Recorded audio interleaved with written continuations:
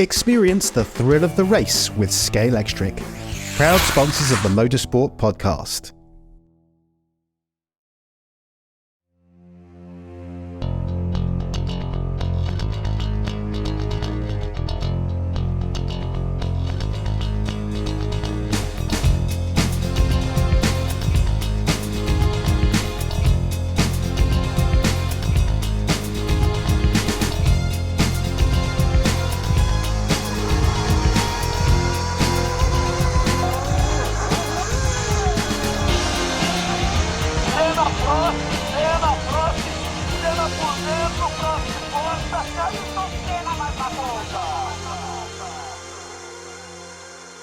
Throughout the history of motor racing, the drivers have always been the stars at the front line of racing, but their performance depends on a group of brilliant engineers. This podcast series explores what it takes to handle the great drivers by talking to some of the sport's brilliant engineers.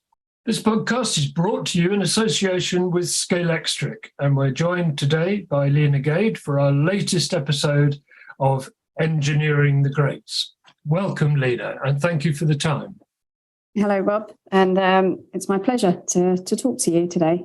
I was privileged to be a guest of Audi for 2 of your Le Mans victories, so it's really nice for me to have a bit of time with you because we were queuing up for a few minutes with you on those occasions. Tell me, first of all, can you tell me in some detail, if you can, about how important is your relationship with your drivers? I'd say the engineer-driver relationship is pretty crucial. You have to have a lot of trust on both sides for any decisions that you're making or kind of strategies that you employ. And if there's a trust and respect between a driver and engineering team, you stand a better chance of A, making it successful, but B, also improving your performance if it wasn't the right decision. And what I mean by that is sometimes you can make a choice as an engineer for, I don't know, a tire change, for example, or to pit at a certain point, and it's not always the right choice. And that becomes apparent the closer you get to the finish of a race. And as long as there's a trust, I think, that's there, it does mean that there's less chance for that to be brought up later on as you did that and it was wrong, and that messed up our race and we lost because of, it's important to have those discussions. And I was very privileged with the 3 drivers I had at Audi Sport, that anything that ever went wrong, we addressed it at the time, and then it was put to bed. As long as we had a resolution, it was put to bed, and then we never brought it back up again. And it worked in all directions for us as engineers, but also for them as drivers. And some of our debriefs could be really brutal at Audi Sport. And there was a reason for it. It was because, to make progress, you have to be that ruthless. And brutal in the sense that it could almost, for maybe an outsider, seem quite personal. But the reality was, once the meeting was done, after that, we could go off and we could have a coffee together, or we could have a beer together. And there was no animosity that was left. And I think that's really important, to have that kind of relationship with drivers, because they are part of the team. They are not all of the team, but they are a part of it. And I think that has to be taken into account when you're working with them. The thing is, you may well be a brilliant engineer, and you've proved that, but they're in the car, aren't they? They're driving the thing. So they actually have in a way, they have a better feel for what's going on than you do, despite all the technology you have. Yeah, this was something I felt quite profoundly at my time at Audi Sport, because I'm not a driver by any means. I've done no racing in a car as a driver. I've not even done track days, competitive track days. I didn't enjoy go-karting. I was in a twin engine car on one occasion, and I scared myself so much that I never wanted to do it again. It's not my forte, and it's not my speciality. And so for me, understanding the feedback from drivers, I would spend quite a lot of time asking them a lot of questions, trying to empathize with what they were feeling in the car. Someone once said to me that a driver is probably the most sensitive sensor in the car. Yes. And it is very true, because they feel everything, they see everything, they smell and hear everything that's going on in that vehicle. And you have to put it into perspective, because sometimes when you've got a lot of systems on the cars, you do need to rely on the data that you get to make an informed decision. And maybe what the driver's feeling is the consequence of a number of systems interacting with each other and possibly interfering with each other. So you for sure take those comments on board. But sometimes when you have no data, all you've got is the driver and what they are experiencing. And you have got to find the method from which you extract out of their comments what you think might be going on, so that you can make an informed, or as much of an informed decision as possible, to make a setup change or a strategy change, or how you're going to approach addressing a repair at a pit stop, for example, things like this. So it's a unique relationship, and they are quite a unique part of the car in a way with what they do. Is there a temptation sometimes to believe everything the computer says, everything the wind tunnel says, everything the computer modeling says? And by which I mean the driver says X and you say, well, I'm sorry, but we've run this through the computer 10 times and I'm right.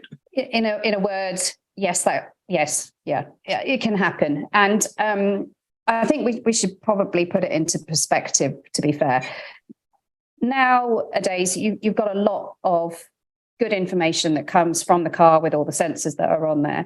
And there's some amazing simulation models out there that can get you an answer much faster than continuous testing can give you. And that makes sense, right? Because we've got the computers and the computing capability to be able to do that, and modeling capability. To be fair, though, anything that you simulate is done in an optimized world to some extent. So you have to put that into perspective when you're making a decision, because you don't always get, especially in sports car racing, you never ever get a clean line in racing. You've got traffic, you've got slower cars, you've got faster cars, you've got a lot of changes in ambient effects. And sometimes you have to almost, when you're taking those simulation results, put them into the perspective of, right, what condition are we actually modeling here? That's not to say that it's wrong, and that actually at a certain point you just ignore what that's telling you, listen to the driver, and actually vice versa as well. Like I mentioned before, if you've got multiple systems on a car and they can interfere with each other, sometimes what the driver's feeling is actually the consequence of the interference, but not the cause. And so it is really important to get a good model together that you can understand, and you can, work through logically to say, ABC has been fulfilled, XYZ, this is the result. We know what's going on. We know that if we go down this route, this will improve the performance of the car. And you do have to kind of bring the drivers on board with that. Now, one thing I was always conscious of, and still to this day, drivers have adapted from just people that get into a car and just drive it and have this, amazing talent that's been given to them at birth. It isn't actually about that really anymore. It's about seat time. It's about the experience. It's about getting the knowledge and knowing how you can adapt and interact. But at the same time, drivers have also become much more aware of how cars work, especially in this day and age when you've got all sorts of different transmissions and engine sources that you can use to drive a vehicle. If they've got an understanding of the basics of how these things work, or how the systems work, they can actually help a lot more when it comes to improvements on the car. And that is a big change, I think, from, I don't know how many years we're talking now, but maybe 30, 40 years ago, it probably wasn't as significant as it is now. For sure, with cars of that sort of age, there was an understanding of how an engine worked, for example, and the fundamentals of suspensions. But now you start adding in all of the systems that come into place, and you need to have drivers that are thinking drivers and understand some of that. It's a bit of a different ball game now. You're not kidding. I'm interested in having 3 drivers in your car, because you're now having to engineer that vehicle for 3 different men, 3 different people. Andre Lotterer, Ben Trillier, and Marcel Fassler. And Andre Lotterer told me that he felt you all had a really special communication as a foursome. And so when he'd hear you in the car, I think he mentioned to me once, there was a point where in the night where he wasn't absolutely sure he was still leading. And you came on 2011. It's an interesting situation because drivers tend to be brought up through the ranks as individuals, I'd say, who are looking out for their own performance. So, it's all down to them. And that's a mentality which you need, because if you want to get into single-seater racing and the pinnacle being F1, you have to have that absolute mentality that you've got to do what it takes for you to be the fastest all the time. Now you come into a situation in sports car racing where you're forced to share a car with two other, maybe even three other drivers. So each driver will have their individual likes and dislikes. They will have their preferences for seating position, individual preferences for how much understeer they're willing to cope with in a car or how much oversteer they're willing to have in a car. And if you take a 24-hour race, the car balance, you kind of want it to be as, let's call it, as manageable as possible for the full 24 hours. You're never going to get a perfect car for the full time. It doesn't really kind of work like that. You can tinker with stuff, but not much. What you find with your drivers is that they've got to compromise. Now, the one thing that was always great about Andre, Ben and Marcel, and I think this is a little bit of how they kind of came into the Audi fold in the first place. Their expectation was, we work together well, we'll do well. And going into Le Mans in 2011, which was their second time going to Le Mans for Audi Sport, but the first time with me, we had had an interesting run in the run-up to Le Mans with all sorts of very challenging, let's say, races. But at that stage, I wouldn't say we thought we could win that event. And we had two other cars with us at Audi Sport where there were previous Le Mans winners in those two vehicles. So you weren't ever going to be the favourite within the team, if you know what I mean. And we were very inexperienced, not just as an engineering group and a driver group, but also with the mechanics. There were mechanics in certain roles and they'd never done those roles before. So all in all, that package was not the one that you would place as being the winning combination. And I think what worked for us is we formulated after Spa that year a way of working, which was I needed to take control and to feel like I was being supported, which I think prior to that, I probably thought a little bit like I had to make all the decisions and I had to get them right. And Ben was the one that explained this to me. He said, whatever decision you make, it doesn't matter if it's wrong, we'll back you up. You need to just remember that we'll back you up and we'll make it much easier for you when it comes to giving you feedback by making sure we focus on the top three things that are going wrong in the car. Because a lot of times when you get a debrief, you get like a barrage of stuff that you hear from the drivers. And it can be anything from the seatbelts pinching here to it's understeering on the entry, and I don't really know why. But when I try to brake harder and do it, it's oversteering now. And sometimes the biggest issue out of all of that was actually the seatbelt. And it might sound strange, but the focus isn't there. Yeah. So they simplified a lot of that. And we got to a point where they made me feel comfortable being a race engineer for the first time at Le Mans. And I think that absolutely helped. Now, there was still a lot of improvements that we made after Le Mans that year. The one thing that you brought up about Andre, there was a period of time during the 2011 race that he didn't realize he was in the lead because really simple, I just didn't tell him. And afterwards, like he did actually say it to me after the race. He said, maybe the communication there might need to improve a little bit. You could go overboard on that saying, you're P1 or you're P2. It's just a simple thing of saying the gaps, saying where people are so that they get a feel for where they are in the race because they don't see the timing sheets when they're in the vehicle. So there was that kind of communication. And I think what was important with those three drivers is they knew each other very well. They were a bit like a band of brothers in that they spent a lot of their social time together as well when they weren't racing. And they each had a really good feel for how much the car balance would affect the other two. So, for example, Marcel really doesn't like understeer, and the other two aren't that bothered by it. and they tell you that it was understeering. But if they ever came back and said, Marcel will never like that, you knew you had a really big problem to solve. But sort of like counter to that, if the car was a little bit unstable in particular cornering phases, I knew that that's something that Ben wouldn't particularly like, but Marcel might. So, okay, well, how do we compromise that? And because they had that understanding of each other, it actually saves you a huge amount of time when it comes to making setup changes, because you know that if you make this change, I'll compromise this, but it'd be great for the three of them. And as soon as they sort of get more laps under their belt with just the same setup that you've kept running, they get faster and faster. They find the time in themselves to adapt to make the car quicker. So yeah, it's challenging with any sports car series and any sports car drivers, because you've got more than one that you have to take into account with their comments. But if you can find a way that works really well, it can be a very, very powerful tool. Yeah. It's fascinating. What is the key to engineering a car to win a 24-hour race? Is there one, or is it lots of things? That's a difficult question to answer, I think. I think there's a lot of little elements that build up. The first thing when you asked me that question that came to mind was preparation. And you mean before the race?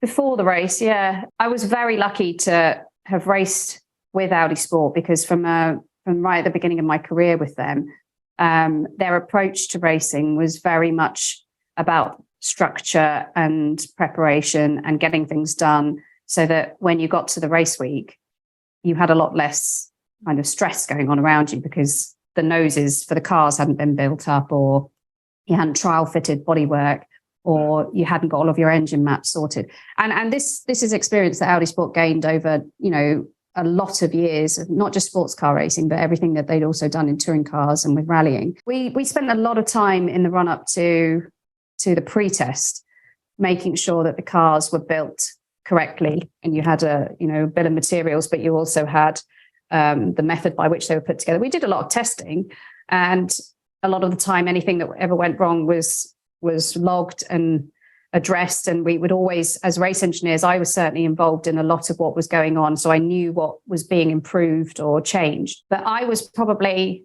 and I learned this a bit the hard way through 2011 with some terrible races, I knew when I was underprepared that we weren't going to have a good race weekend or practice session.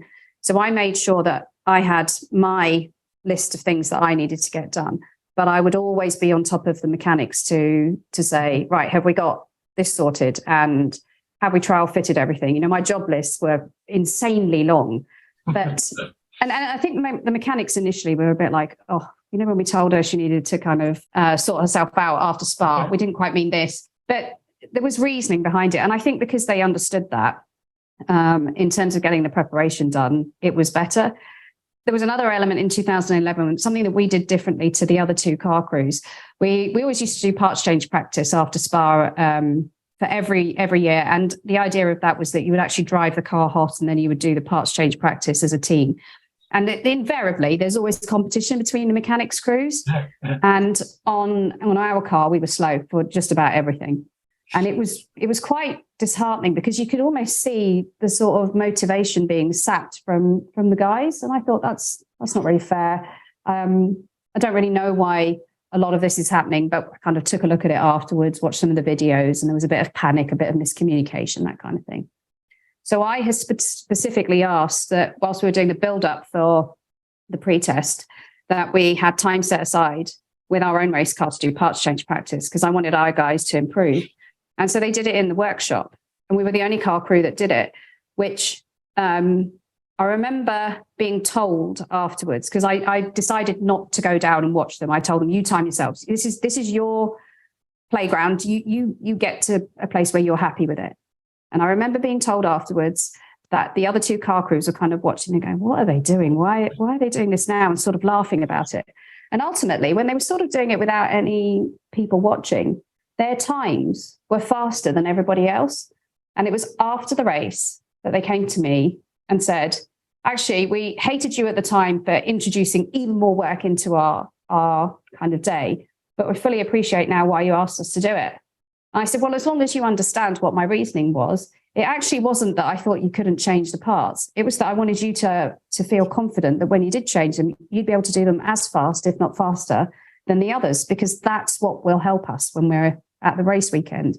So I think, in answer to your question in a roundabout way, I guess, there's a lot of little elements which are in there. It's not just purely down to setup. A lot of it is your mental approach to the race, that you have got every kind of like checklist ticked, that you know what to do in all scenarios.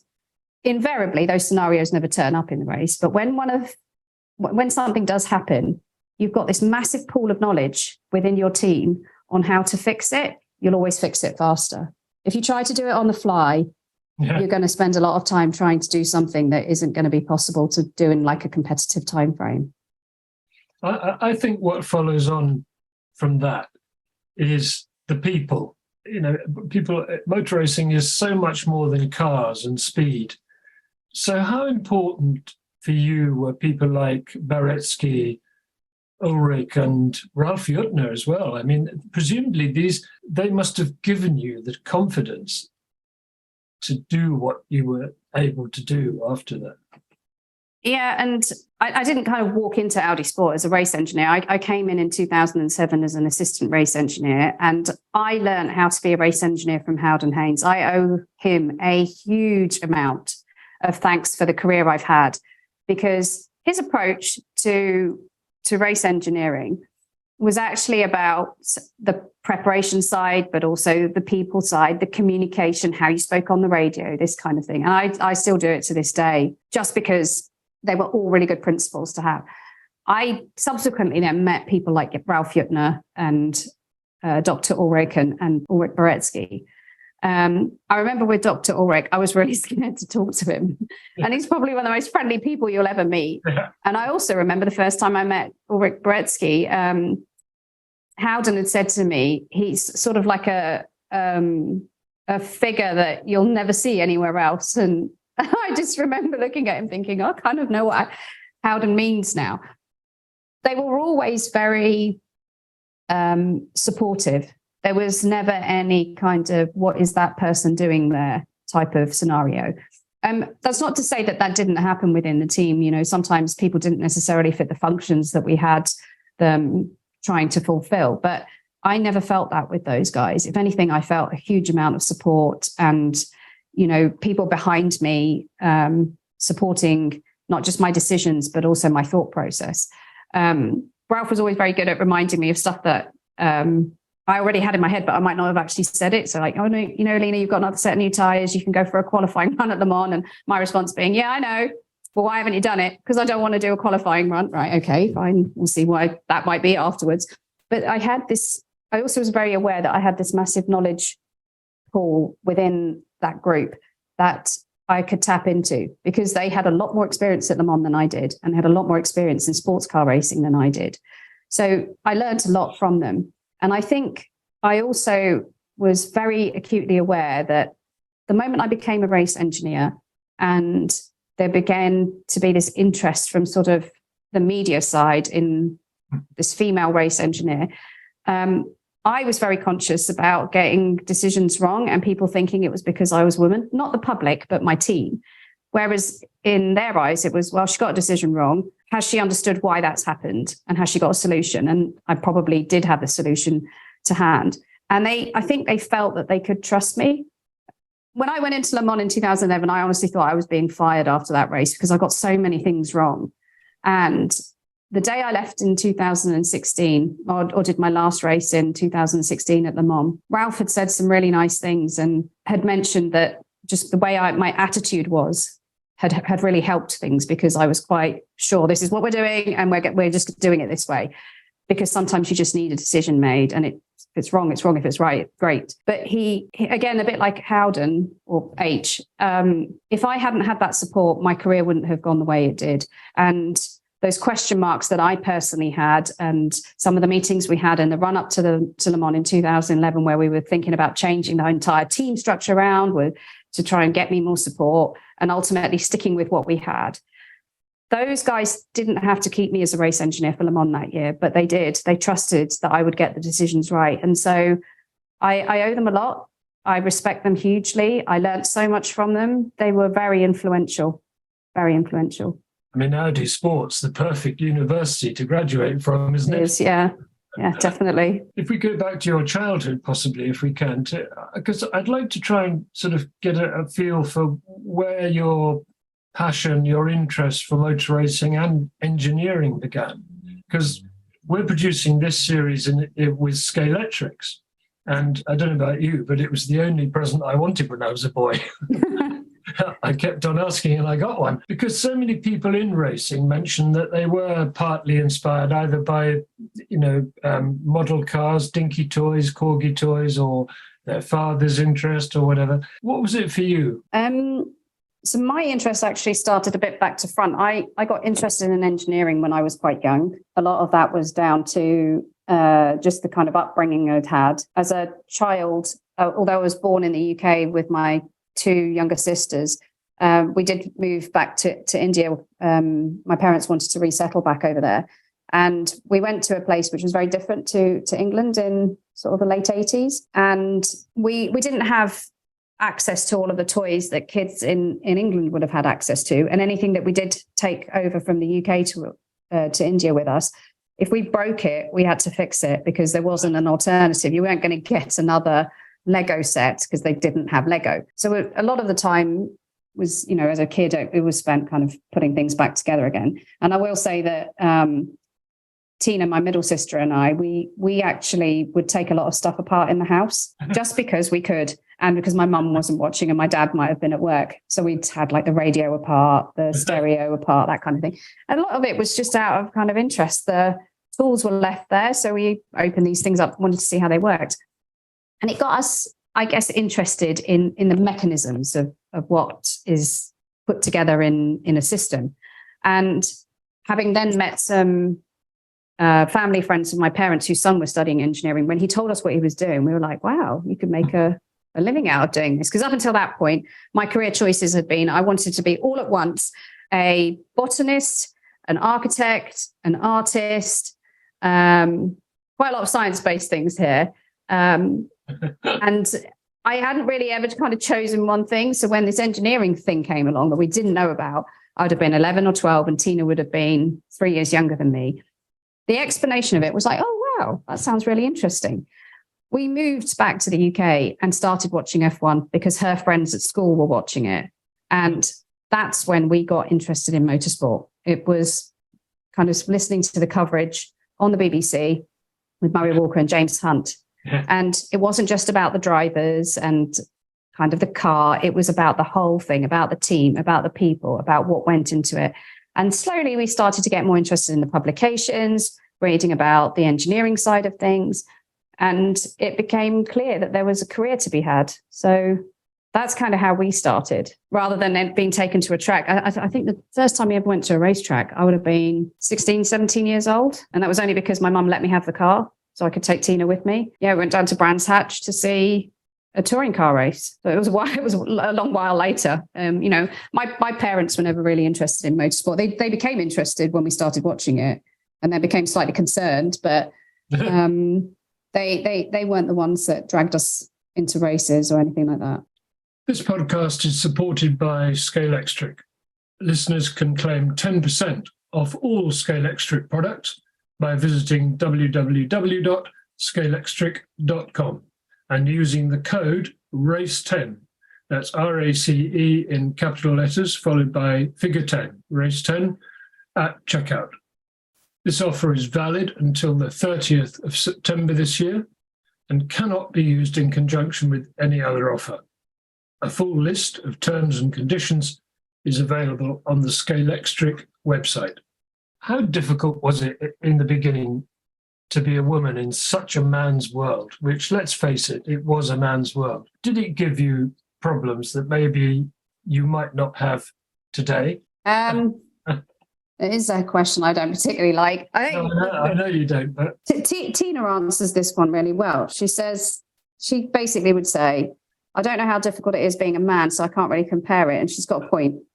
I mean, there's obviously I think when we started out, because both of us were roughly the same sort of time, she was a few years earlier than I was getting into the business of motorsport as a data engineer.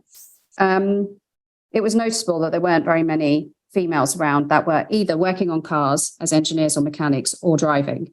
There were females in the paddock who were doing jobs on the more sort of team management side, but nothing sort of in the field that we were interested in. So we sort of stood out a little bit in the paddock. While she was doing touring cars, I was doing Formula BMW, and we were both in the same paddock together. So although they're in different places on the circuit, a lot of people from both kind of interact, and they knew who we were because there's two sisters and they are both engineers. They're both data engineers, and this is what they want to do. You get remembered. And I think that's what we took from it, which is because we were different to everybody else, we were going to be remembered. So make it impact and make it count so that people remember who you are and do a good job, because it will open up more doors for you. So, and that's kind of what happened. I didn't feel at least that there was any barriers to stop me from getting into a particular team or to do a particular job. I was given some advice when I'd gone to a Formula 3 team asking for some work experience, where I wanted to get hands-on the car and learn the skills there. I'm not the world's tallest person. And we're both quite small, let's put it that way. In this instance, the chief mechanic did say to me, perhaps you should also think about doing data engineering, because it's actually probably more suited to you. And I don't think he meant it because I was a woman. I think he meant it because from a practical point of view, picking up bits on a car or using your brute force to get things changed isn't going to be as easy. You can do it, but there's another avenue. Have a look at this. And at least I was angry when I left the team, having gone to speak to them. But then a bit later, I thought, you know what, actually, maybe that is something to kind of to think about, because ultimately it's another avenue into motorsport. 100% things have changed today. There is a lot more scope for women to come in and to take on roles that were traditionally seen as male dominated or male roles within a racing team. And I think that's a really good position for us to be in, because we're now looking for the best from a much bigger pool, and you need the best people to have the best teams in motor racing. Well, that's got that one out of the way then. Yep. Can we talk a bit about IndyCar? I've written down here what went wrong. It seemed to me that you'd gone there I'm assuming you went there on a bit of a high, because you'd really proved yourself by this time. Yeah. Tell me about the IndyCar experience. I'd left Audi Sport in 2016. It might seem weird, but it was in the middle of the season. Actually, having said all of that, just because of the way my notice period and stuff worked and needing to find a replacement, it made sense to leave then. I'd gone to Bentley, done some GT3 racing there, learned a huge amount about a series I'd never been involved in, but also about a different kind of way of racing. But ultimately, I wanted to kind of get back into race engineering. And so the opportunity came up to do IndyCar. And it's something that if you've watched the Indy 500, you'll know why you want to go there. So I wanted to give it a go. And I saw an opportunity which was a good one, and not worth turning down. Ultimately, what went wrong? I think there's a lot of different reasons here, but from my side, I think I underestimated how much I needed to learn in a really short space of time. So I think that was one problem. But also, it's funny how we were talking about people and support. It was less like Audi than I thought. And that might sound really like an odd thing to say, but for me, there's some fundamental principles that work in racing. And one of them is that you have to have good teamwork, good communication, good understanding with each other. And that doesn't matter whether it's Audi Sport. It could be the smallest team that you work for, or amateur racing kind of team, to anything. You need to have those fundamentals in place. And that I didn't, when I look back at it, I didn't feel that was there. Not from everybody, but from certain aspects. With oval racing, if you haven't got any experience in it, you have to learn what kind of changes you make and then sort of what impact they have. Track racing, to some extent, is very forgiving. So if you make a toe change, for example, you can be a little bit out and the car is relatively forgiving. The driver can adapt to it quite quickly. But with oval racing, if you get that slightly wrong, in terms of instead of making like a 1 or 2 millimeter change, say you do something crazy like an 8 millimeter change, whatever reason you might do that, which is unheard of. But as an example, the impact of that for a driver is huge. It's just massive on an oval. It's almost amplified way more. So you have to know what you're doing, but you can't know what you're doing if you don't have experience in it. So you have to get the experience. And I think that steep learning curve was apparent to us as a team quite early on, that it was going to be a bit of a tall order to kind of go straight into one of the biggest races of the season for IndyCar and get it right all the time. So I needed to have a bit more support and a bit more coaching. So actually, for the race itself, I wasn't running the car. I was shadowing somebody and shadowing that person to learn from them about how to approach what was going on. And a lot of oval racing is about what's coming, knowing what ambient changes are going to be coming along so that you can adapt the car. And it's not always again in the window. It gets into the window at a certain phase of a race or a qualifying session. You've almost got to be able to know what to change to make that happen. So I was learning from somebody, and unfortunately, the car didn't qualify for the 500. And it was a big deal because with James Hinchcliffe, he was one of the most popular drivers in IndyCar. For that to happen a few years after he had got pole, I mean, It was insane, to think that was possible. And there was an issue on the car, which meant that when he'd gone out for his final run, we had to pit him at the end of his second lap because we had to fix what was wrong with the car. And it was something that none of us could ever thought would have happened. In fact, it's never, ever happened in my racing career, which was staggering that it did happen, but it put him out because, by the time he queued up, just ran out of time, didn't get to go and do his lap. Yeah, so that happened. And then a few days later, I was on my way back to the UK. It's interesting because Scott Dixon told me that oval racing, as opposed to general IndyCar racing, is the most highly specialized activity almost in the whole of motor racing because of the high speeds and because of turning left all the time and because of there's no margin at all. Absolutely. And so that from Le Mans, I mean, it's not just chalk and cheese, it's night and day, isn't it?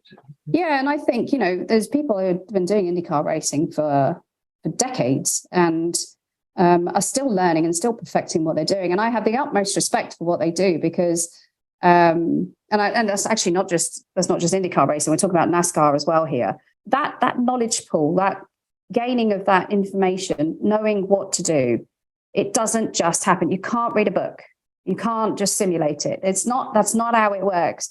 You have to be there, kind of adapting to it and learning it. And I was lucky enough that Robbie Wickens joined the team the same year that I did. So he'd come over from DTM, and he was obviously familiar with the Mercedes way of working. And some of that was similar to how I had worked at Audi Sport with how we approach simulation and things like that. So we would talk about some of these things. As a rookie coming in, when he had a moment on track, especially on an oval, they would pull him straight in and he'd be sort of like, well, what did you do that for? I was fine. And they'd say, yeah, that was a big moment, Robbie. Like, you got away with it, but that's a big moment. Like, we need to understand why it happened. And driver confidence in any racing series is key. In oval racing, it is so important. If a driver feels the car and it's predictable, it's confidence inspiring, you get the lap time and the speed from it. If they are not in that window, you can be so slow. It's not easy at all. Anyone that thinks that just turning left is the easiest way of racing is really underestimating what goes into it. They sure are. Let's move on to electric racing. Again, something complete, it's another world. Tell me about the new challenges that you face as an engineer, going from old-fashioned engines to these newfangled, incredibly powerful electric racing machines. I should just explain, of course, you're engineering McLaren's Extreme E cars, and it sure is extreme, isn't it? It is, yeah. I think the big thing for me was I'd never worked with an electric car before. I worked with hybrids, but never full electric anything actually. And that in its own right produces some unique challenges, but also gives you so many opportunities. There's a lot that you can do with an electric car, the way the power is delivered, how instantaneous it is. and how you can sort of balance things. I've not got a control systems background, and actually the control system side of things, it is relatively restricted just because of the way the regulations for the series run at the moment, to try and keep everything within a working bubble, and keeping costs down to some extent.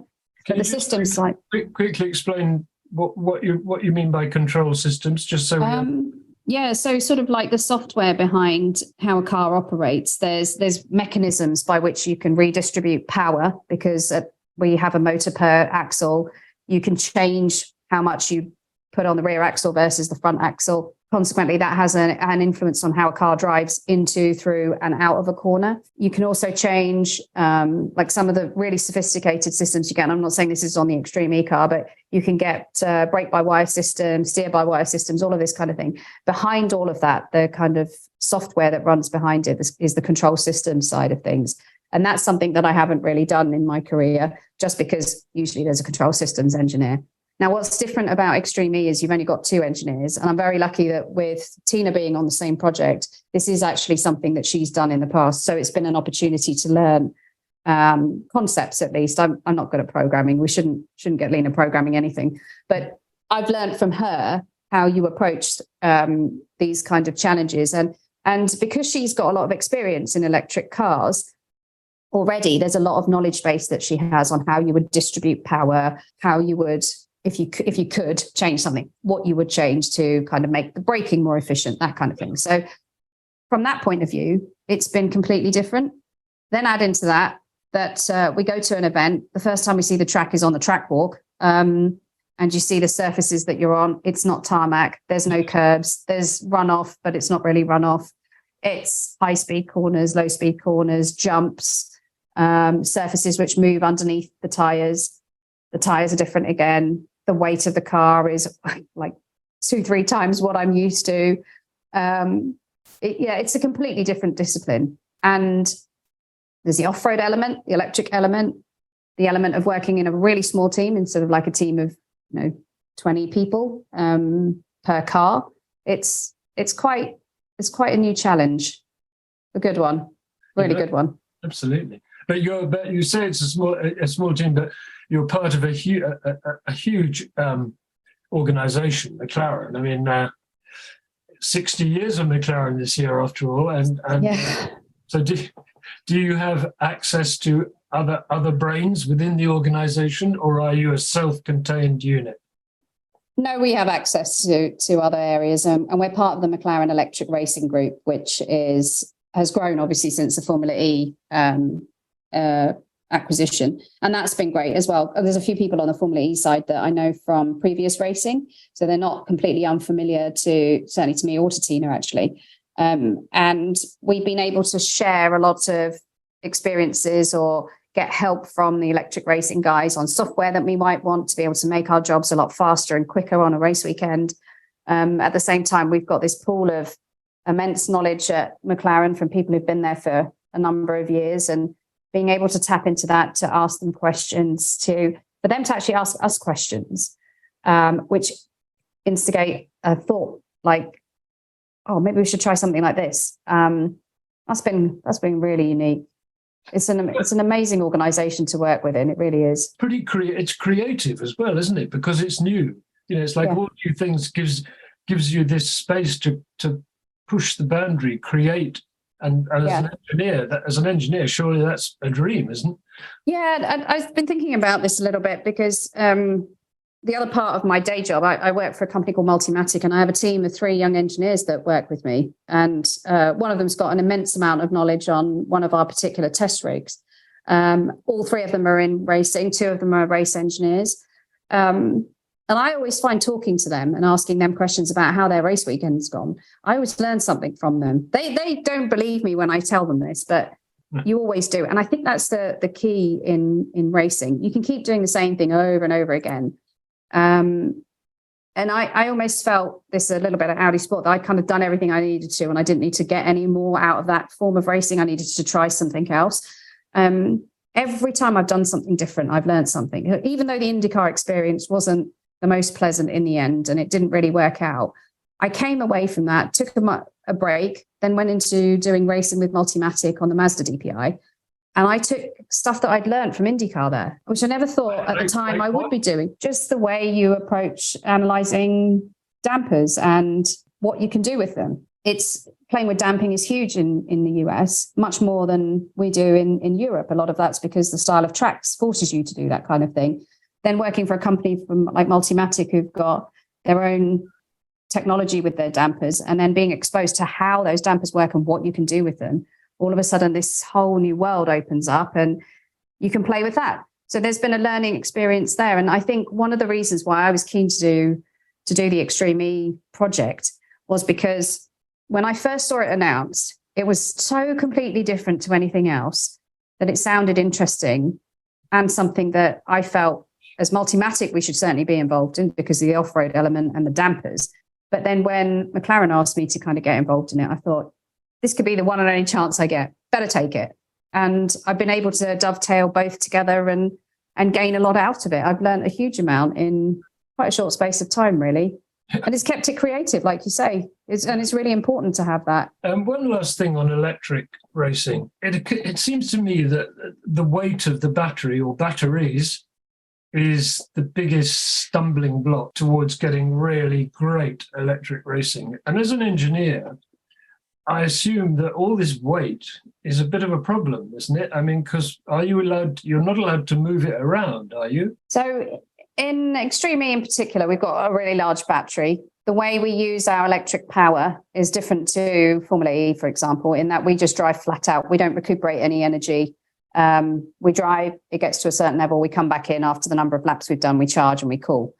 There's actually a secondary challenge with the batteries, which is maybe a bit bigger, and it's the time it takes to currently charge and cool them. It can be quite long. So, we need sort of windows of an hour to an hour and a half to kind of get everything back to the right operating window so that you've got the total amount of charge that you need, but also it's operating at the right temperature so that the cells don't get hot, because if they get hot, they start to shut down and then you derate and then you don't have power. So there's a few challenges there.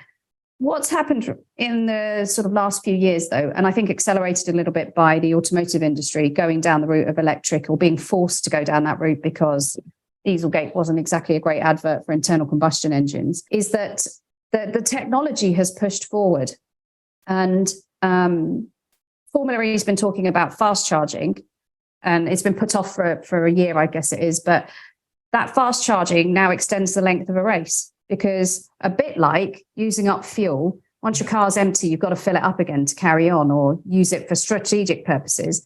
What you're now doing is you've adapted your racing. So yes, the weight is problematic, but batteries are getting lighter. And there's a lot of work that's going on in so many different small companies to try and work out the alternative to having such heavy battery packs, and also working on how you can cool and charge things much faster, or how you retain the temperature on the battery or keep it as cool as possible. There's so many avenues there of opportunity that I think it's going to move faster than people think. It's certainly moved really quickly in the last 3 to 5 years, as technology tends to do. And I think it's a really interesting field to be in. Just looking at electric cars and what they can do now, I was interested in getting one recently that could charge my house up, which I thought was a great thing to have. Because especially as yesterday when the electricity got cut off 3 times, and my mum couldn't use her computer, I did think actually having those solar panels and then the car that would have charged them, because it was raining a lot yesterday. There's things like that. 10 years ago, we probably weren't thinking like this. Things have changed. It's a very engineering way to look at it. Yeah. I like it. What ambitions have you got left? I mean, you're still very young. People talk about nothing but Formula One.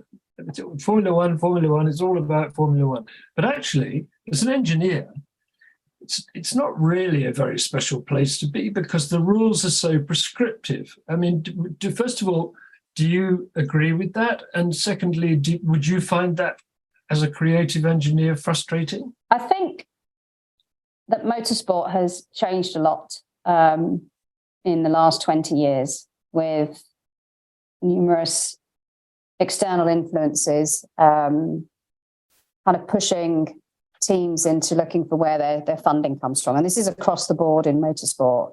Now, what Formula One has had to do is to adapt so that it can survive.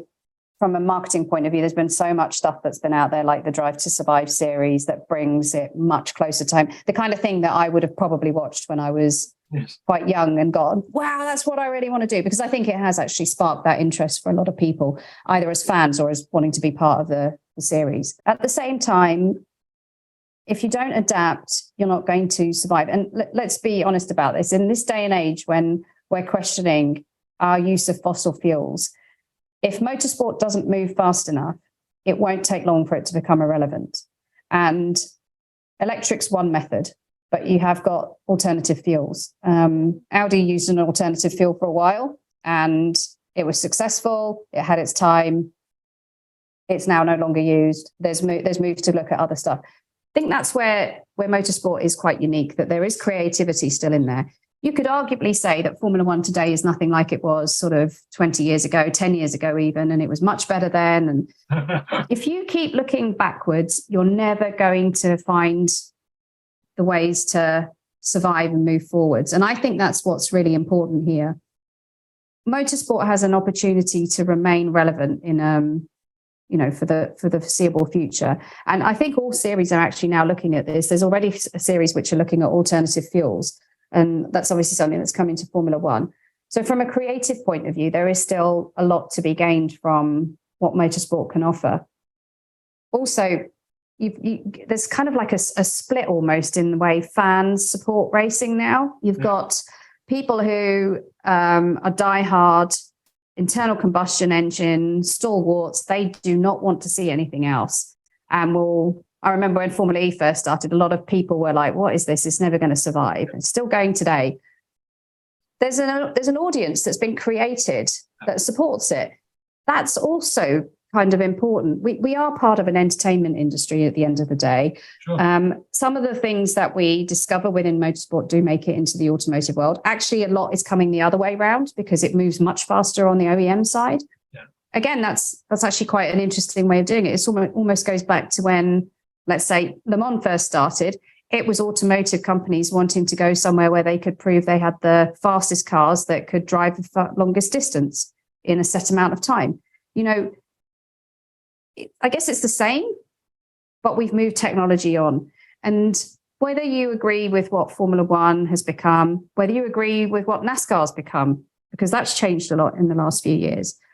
Even whether you agree with the WEC, for example, with their deletion of tyre warmers, some of it matters, some of it doesn't, but a lot of it is being done to try and make sure that some form of motorsport still will survive. And I think that's the bit that's really important.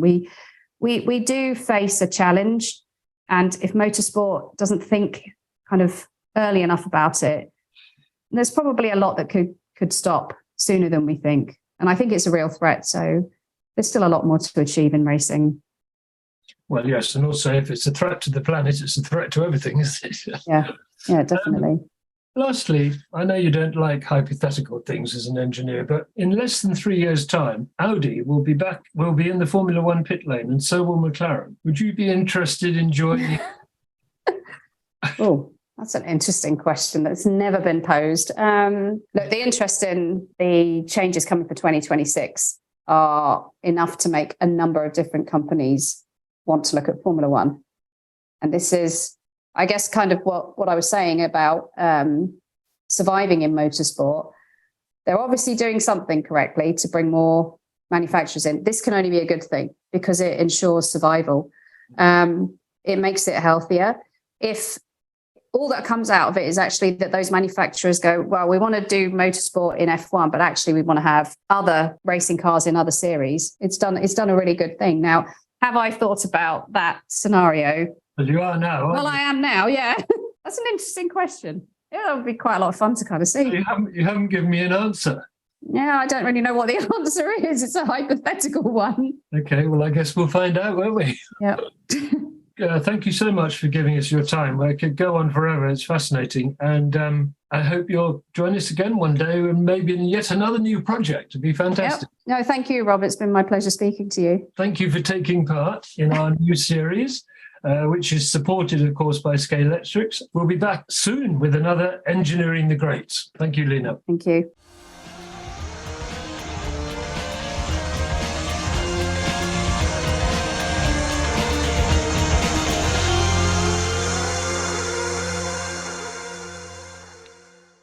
Experience the thrill of the race with Scalextric, proud sponsors of the Motorsport podcast.